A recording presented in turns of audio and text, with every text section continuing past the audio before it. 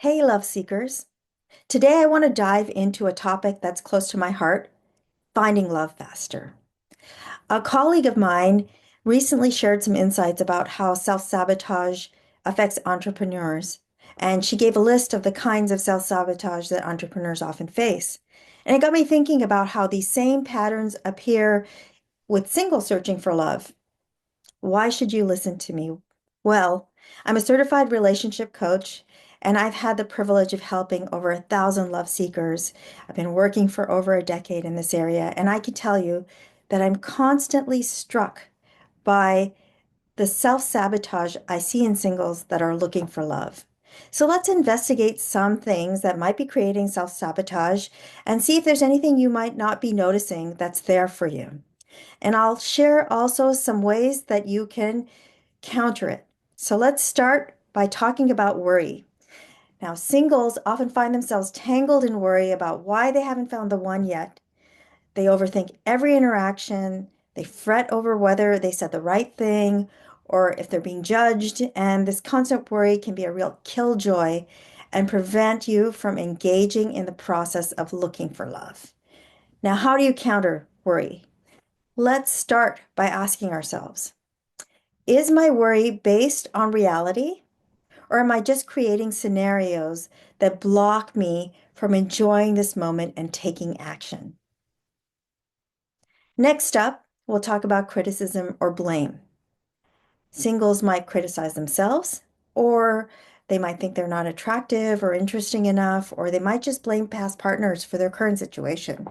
Now, this mindset, even if it's understandable that we get there, it's like a ball and chain for us, and it's blocking us from moving forward positively.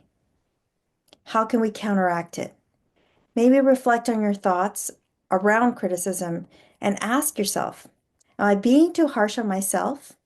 Am I being too harsh on others? What if I was feeling good before this criticism crept in? That might be a sign that you're using this as a tool for self-sabotage. Then let's move on to a third way, which is avoidance or deflection. When singles receive compliments or interest from others, they might just deflect it by downplaying their own worth or assuming the other person isn't really serious. And this can prevent meaningful connections from forming. Let's think about how to counter this idea of avoidance or deflection. Well, the easiest thing is to start a practice of accepting compliments graciously and also just being open to exploring the possibility that someone might have genuine interest in you without immediately dismissing it. Think about if there's any reason from your past that you makes you feel like you need to take attention off yourself and know that you have this history and this tendency and work hard to develop new habits. Next, we'll talk about creating conflict.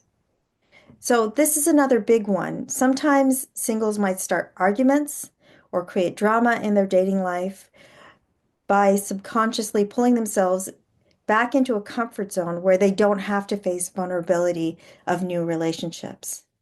Now, I struggled with this myself, and it makes it kind of a harder one for me to talk about because I felt like other people made me feel a certain way, and I had to start to question that practice or that way of thinking about things and thinking about whether conflict was necessary or just a subconscious reaction.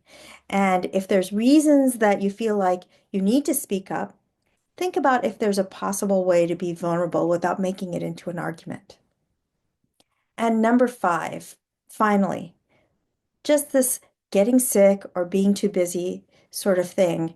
And singles might unknowingly use illness or other distractions, like an overly full schedule, as a way to avoid dating or facing fears associated with it, like the fear of rejection. This could be a way to protect yourself from actual emotional risk. So, how would you counter this? Consider if the timing of these distractions is coincidental or if they occur when you're close to making progress in your dating life. That could be a clue. Now, these types of self-sabotage and the questions I've offered, they'll help you as a single identify and overcome self-sabotaging behaviors And I see a lot of people showing these behaviors when they search for love. It's really common. And here's a hint. If any of those questions made you answer maybe, then it's probably worth considering it a yes for now. Once you found that you have a behavior that's slowing you down, you can use emotional freedom techniques, or EFT, also known as tapping, to take a deeper dive into understanding it and overcoming it. And I can share a guide for you. I'll drop something in the chat below to help you get the link to get my guide on EFT tapping for singles. So there you have it. The first step of overcoming self-sabotage is recognizing it. Let's break these patterns and pave a way to genuine connections and love. And remember, the journey to love is as much about discovering yourself as it is about finding someone else.